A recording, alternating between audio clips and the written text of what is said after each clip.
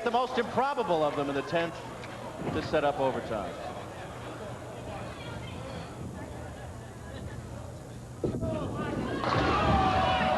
Al Johnson has a spare leave in his first of the 2 boxes in the roll-off.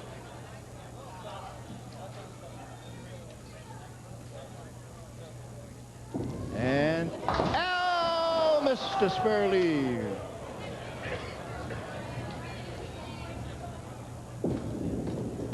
It's a 10.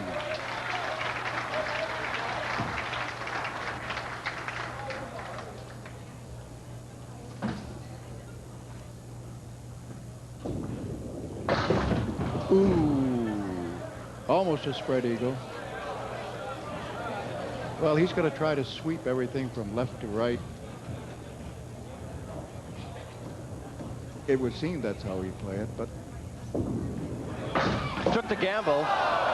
Just missed and left the 10 pin.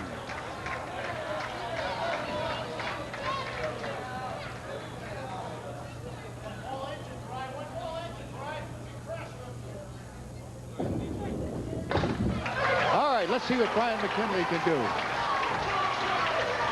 Couple of 10s for Al Johnson, and these the 2 boxes of playoff. If we're tied at the end of this, by the way, we'll go on 2 more. So. Right.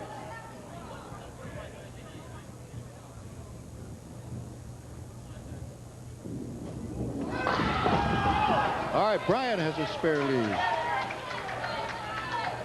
But it's one of those tricky triangles. And we've already seen Al miss one of those. And now Brian misses it. I tell you what, when there's only 1 pin down there, too, that's isn't the easiest of shots. But he made it look easy. Okay, now he goes to his second box. 10 to tie, anything better to win. Right.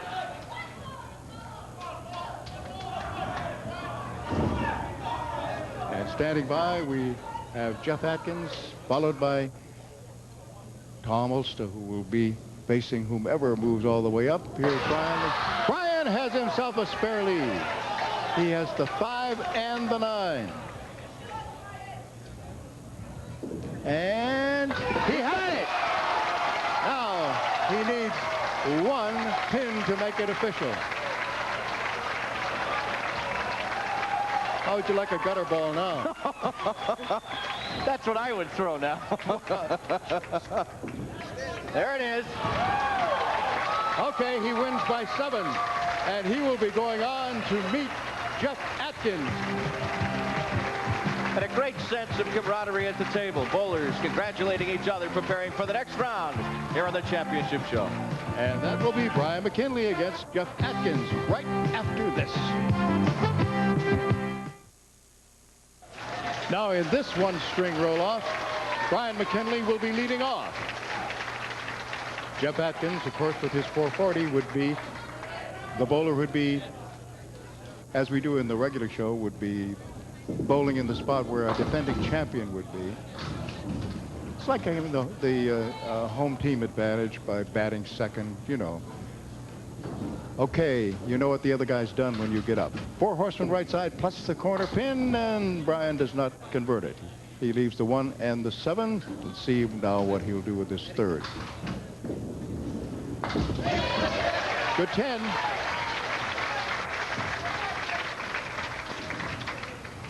Right, big press right here now.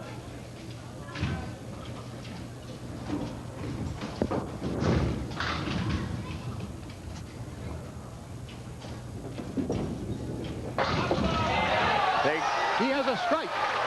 All right, this brings up Jeff Atkins, and with 29 appearances and 1 live show championship to his credit, Jeff is the second, I guess you'd call, most experienced or seasoned veteran among the 5 we have here tonight. He's been in the top 10 on the Pro Tour many times, and he and his doubles partner, John Miller, who's here watching tonight, still hold the NBA sanctioned record of 5 strings. They had a combined total of 1453. Until Dan Myrick beat it this past season, Jeff held the NBA 3-string record with a 514. Dan hit a 523. Okay, Jeff begins with 1 pin rocking right now, and he wants to knock that down. Jeff is, we've already mentioned, Ed mentioned when we came on the show, Also had 4 strikes in a row earlier this year. And he has a spare. He was also telling me earlier that in many ways he's more nervous this year than back in 1989 when he had a bowl from the beginning, and you know, you get into a rhythm and you kind of forget where you are. This time he had to wait. Boy, he really walked up the ladder that time. Yeah. Very, very competent Candlepin bowler. Well, of his 4-week run this year, 3 times he was over 400, so he's no stranger to putting the pins down.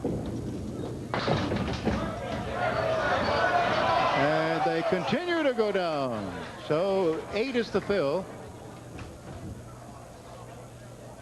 However, he has the 9 and 10 side by side. 1 piece of wood on a slight angle in front of the 9.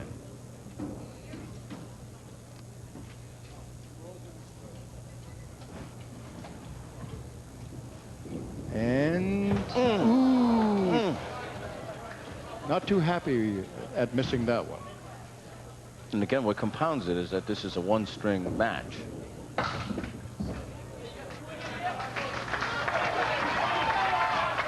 Now Brian McKinley. And you hate to leave opportunities to mark, opportunities for extra throws open.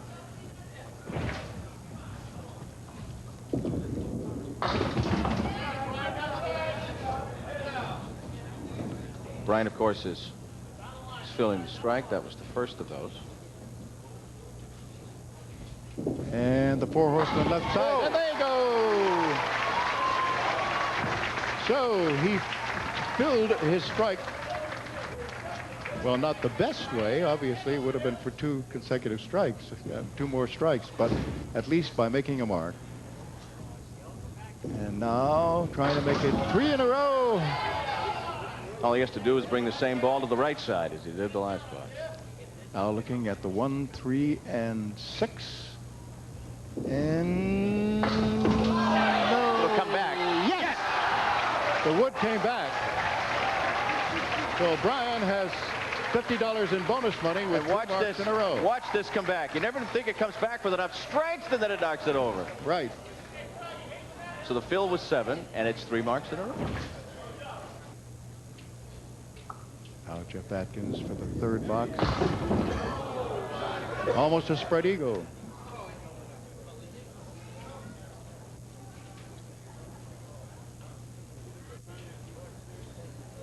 Two, 4, 7, 3, 6. Great shot, only he didn't get the 3.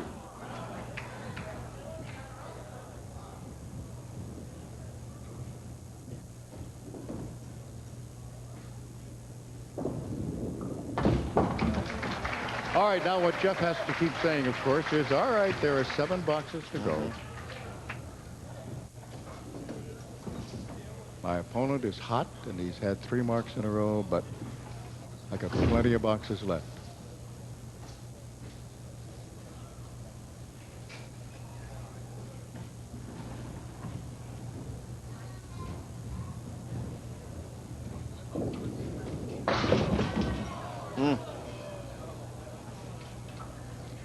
And he has a split.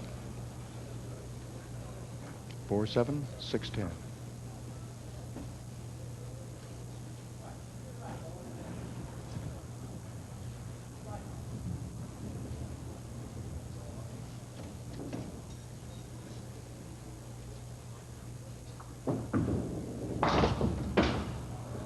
Hoping for some sidewall action, but didn't get it.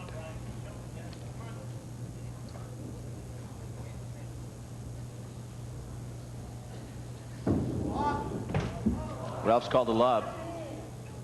It's a 7 box. All right.